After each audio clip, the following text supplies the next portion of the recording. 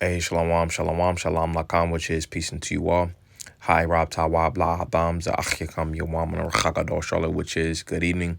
This is your brother Yawam from the GMS camp in Charlotte. Nachamatam, Kaya, Hamalakat Hashemayim, Kwara, repent ye for the kingdom of heaven is at hand. Call Layim La, La Banawa Yahweh Bahasham, Yahweh Shai, Bahasham, Racha HaKodash, Wamashana, Laza Konim Nawa, Wamala Akim, Sharuchagado, which is all praises to our Father Yahweh, which means he exists. Bahasham, in the name Yahweh Shai delivers in double honors to the elders and apostles of Great Millstone. So just a quick Google search on Iran and the U.S. All right, and I just want to touch on a couple of these titles. All right, It says Trump says Iran war will be over pretty quickly, but the U.S. hasn't won enough yet. All right, in which that pretty much plays into their their propaganda. Of course they're gonna say that they're winning the battle. You see, but contrary to these Americans' belief, all right, other reports have been stating otherwise, in which we understand that Esau Edom essentially works with the left hand. All right, we understand that he works with deception. All right, but nevertheless, all right, we ultimately understand that Iran has pretty much blocked off the Strait of Hormuz. All right, and what that's doing is essentially that's cutting off the supply lines. All right. I just want to get a couple precepts. I don't want to zaza about Naya Paulos. Well, this is a beautiful edification through the spirit. All right. So other titles, it says, Iran war live. Trump says conflict will be over soon. It says Gulf attacks continue. All right. It says, let me see. It says Iran is ready for a long war with the U.S. So here it is that you got Trump saying, hey, it's going to be over pretty soon. You see, but the opposing side, they're saying that they ready. They playing the long game. They want that. They want that unanimous decision. So it says Iran is ready for a long war with the U.S. and only economic pain will end it. Senior official says CNN, in which that economic pain you see, because in warfare, all right, you have in warfare you have two sides, all right, and just for example, you got side A, you got side B, all right, and ultimately win, it doesn't necessarily have to be arms on arms or combat, all right, to ultimately win, all right. Iran says that ultimately they're looking to inflict pain, all right, economically, you see, and so how that's being done is, all right, it's doing two things, it's touching the actual it's touching the economy, you see, but then also it's touching the civilian sector, and also it's touching the supply lines, so it's multifaceted, all right, and it's touching the U.S. no matter what way you slice it, because the U.S. is a consumer, all right, of the oils and stuff like that in the so-called Middle East, all right, and being that the U.S. capitalizes off of those resources. All right, the Iran is putting it to where the U.S. can't capitalize on those resources in that specific area. All right, what this is going to do is ultimately raise up the gas prices. All right, stateside. All right, in America, Babylon the Great. All right, and not only that, you see, but as far as transporting things militaristically, both stateside and then abroad. All right, it's going to cause problems in the supply line. All right, and when you think about supply lines, militaristically, combatively, all right, say you had an unarmed combat, all right, boxing for example, all right, what supplies the body, all right, ultimately, all right, would be the legs, all right, and then you got the midsection, those are what's pushing two fighters as far as their energy. All right. So a lot of times, a coach or something will tell, their fighters to ultimately touch the body. You see, because if you touch the body, you can chop the tree down. Ultimately, that's going to tire them out. All right. So same thing in a warfare perspective. All right. If you can touch the supply lines, all right. If you can touch, what's ultimately sustaining troops. All right. Well, that's one sector in which one could, win a war. And that's essentially the game that Iran is pretty much playing right now. But reading into this, it says, a top Iranian official has warned that the government is prepared for a long war with the U.S. and signaled that it is willing to continue attacking Gulf countries in an effort to persuade them to convince DJ Trump to step back from the conflict. The warning came in as an exclusive CNN interview in Tehran with Kamal Karazai, a foreign policy advisor to the office of the supreme leader, who ruled out diplomacy for now and said that war would only end through economic pain, signaling a hardening of the government's stance.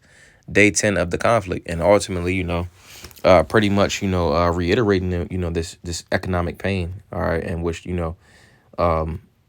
controlling, all right, the Strait of Hormuz ultimately would induce economic pain, you see, because that's a choke point. All right, and choke points ultimately serve as an area to where, you pretty much can you can pretty much benefit off of using the choke point to make yourself pretty much to get into an advantageous position. So it says, I don't see any room for diplomacy anymore because DJ Trump had been deceiving others and not keeping with his promises. Not keeping with his promises. And we experienced this in two times of negotiations, that while we were engaged in negotiations, they struck us, Karazi told CNN on Monday. And that's essentially how America gets down. All right, they say, hey, they gonna do this. All right, but ultimately, that's not in their plans. This is Yeshaya, Isaiah chapter 33 and verse 1, and it says, woe to thee that spoilest, and thou wast not spoiled, and dealest treacherously, and they dealt not treacherously with thee, you see, because ultimately America, Babylon the Great, is known as the hammer of the earth.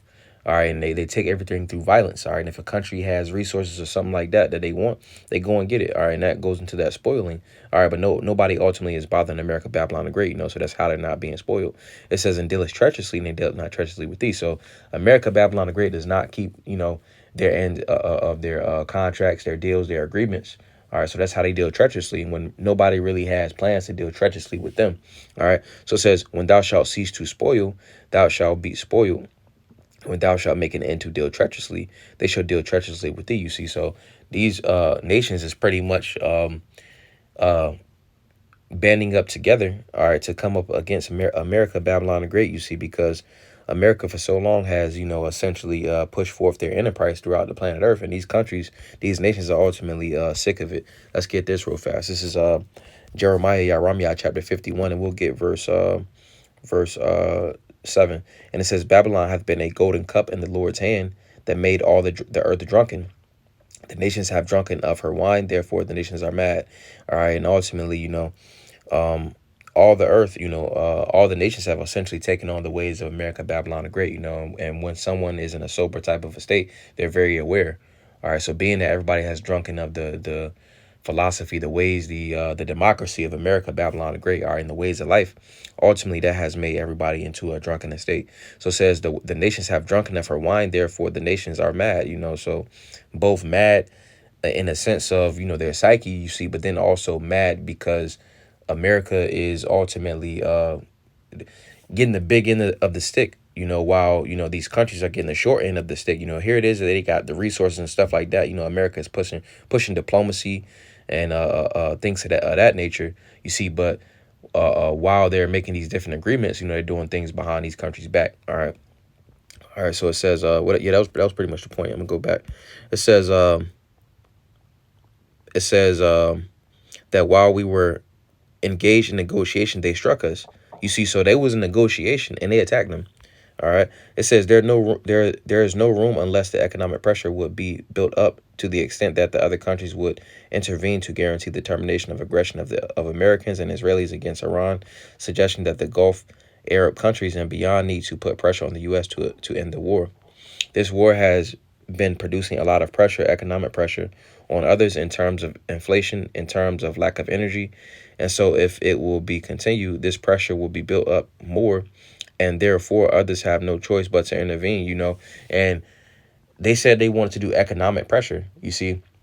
So not only is, the, so-called politicians and the government and stuff like that being affected, you see, but the people of America, Babylon the Great is going to be affected, you see. So being that, Trump did the whole thing with the tariffs, all right, you got Iran saying they need to push for economic pressure, all right, a lot of that is going to be placed upon the Babylonian people, you see. So things is going to be hyperinflated, you see, to where, people are not going to be in the mindset of listening to their kings and princes. All right, you see, because they already came out with the list. All right, so they already touted the leadership, currently. All right, so how much more so when when all these things is pretty much breaking loose, all hell is breaking loose. All right, as these events continue to unfold. All right, so it says where we at? This pressure will be built up more, and therefore others have no choice but to intervene. He said, since the U.S. and Israel launched the war, Iran has struck a slew of countries across the Middle East. Tehran claims it is targeting U.S. interests in Gulf nations, but residential buildings and airports have also repeatedly come under attack. All right. So I'm going to read a little bit more of this article. All right. It says the Iranian strikes have exploited the fragility of the global energy trade, including infrastructure and transit routes. Maritime traffic through the Strait of Hormuz has all but collapsed, with crude oil prices surging past $100 a barrel on Monday, rattling wallets and the stock market. So pretty much it's affecting everything.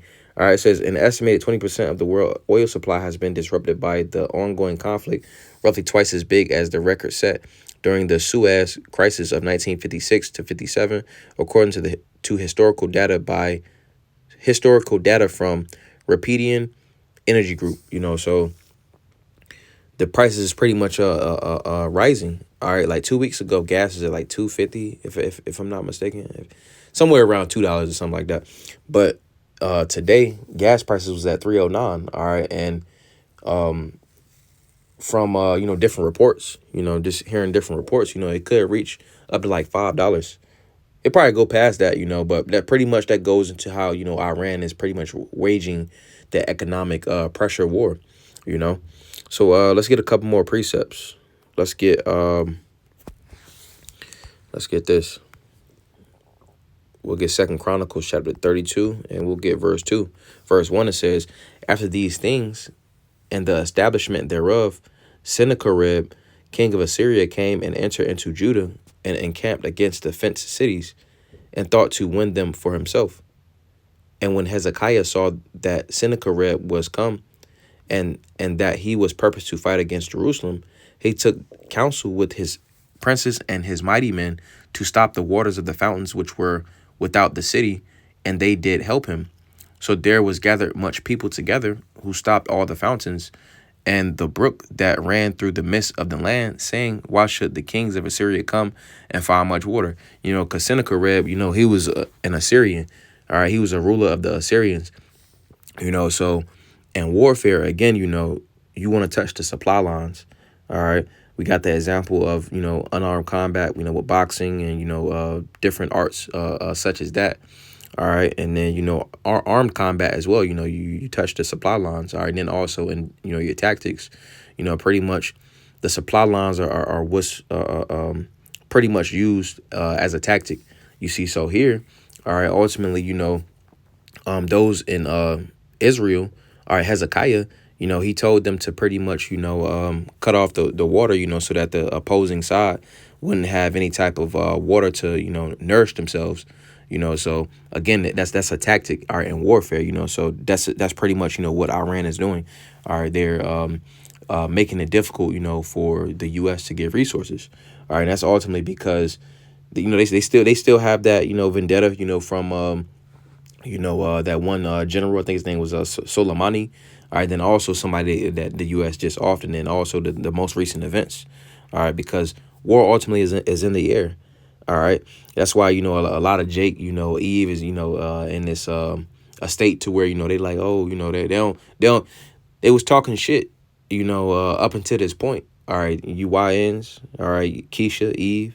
All right, talking shit, against the men of the Lord. All right, doing what you do. You see, but not considering that, they're going to be, on them front lines. They're going to be in the infantry. All right, cavalry, Eve going to be, sitting there with an M4, because ultimately they didn't want to repent when they had the opportunity. All right, so let's get a couple more. We'll get this. 2nd Esdras, chapter 16, we'll get verse 33, and it says, the virgin shall mourn, having no bridegrooms. The woman shall mourn, having no husbands. The daughter shall mourn, having no helpers. and the war shall their bridegrooms be destroyed, and their husbands shall perish of famine. So the draft is coming back. The draft is going to be back in fashion. You see, because ultimately the U.S. can't recruit, retain, and also as far as their supplies, all right, and things of that nature, all right, a lot of stuff is deadline, all right. Of course, they have one of the largest defense budgets, all right, but a lot of things are mismanaged, all right, in the U.S. military, all right, from their diplomacy, all right, they spread themselves very thin, all right, and also again to reiterate, all right, the recruiting and retention is low. You see, so this place is open for the taking. All right, so they're gonna have to ultimately enact a draft. All right, in which Keisha, the black woman in America Babylon the Great. All right, UYNs are gonna be the first in that draft. All right, so let's get some more. Let's get Psalms chapter 20 and verse 7, and it says, "Some trust in chariots and some in horses, but we will remember the name of the Lord, Yahweh Bahasham, Yahweh Shai, our power." All right, so these different militaries, they trust in, their tanks or their weapons, all right, carnal means, their resources, all right. But ultimately, the elect is ultimately going to trust in the Lord. You see, because the Lord is our strength, all right, and that's the only way one is going to make it,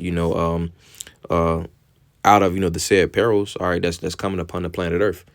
All right, so let's get one more, and that'll be it. But this is Matthew chapter 24, and we'll get verse 6. And it says, "And ye shall hear of wars and rumors of wars. See that ye be not troubled, for all these things must come to pass, but the end is not yet. For nation shall rise against nation, and kingdom against kingdom, and there shall be famines and pestilences and earthquakes in diverse places." All right, so wars and rumors of wars have been happening, but more prevalent up to this date, and it's going to continue. It says, "See that ye be not troubled, for all these things must come to pass, but the end is not yet." The end is not yet.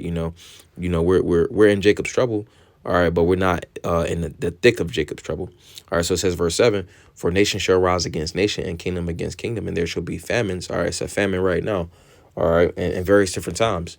All right, you got a famine of food, and you got a famine of the oil, the gas. All right, so that's shooting up gas prices. All right, it says, "And pestilences," all right, going into different sicknesses. All right, years ago, all right, maybe like 2 years ago, different STDs was going up. All right, which they're not really reporting on those, but those are a part of those pestilences that's ultimately mentioned in this chapter right here. All right, just as the Lord essentially touched ancient Egypt. All right, because the Lord is smiting Egypt with plagues as before, roughly paraphrasing. It says, "In earthquakes in diverse places." All these are the beginning of sorrows, so we're still in the beginning of sorrows, you see, but we're about to enter into, the thick of Jacob's trouble. The ICE agents are out, patrolling the streets. All right, famines. All right, job losses. There's no jobs in America, Babylon the Great. All right, wars. All right, it's various different things that are looming in the background, you see, but yet Jake still has their mindset on how they going to make their life better in America, Babylon the Great, when this shit is over with, so just wanted to go into that. Adonai Tazaza, Banaya Paulo, is with us, a beautiful edification through the Spirit. Adonai Tazaza, Tham Yashlay, Lata, Wab, Lord as well. You have a good night. Wa Shalom Lakam, which is peace and to all. Shalom, shalom.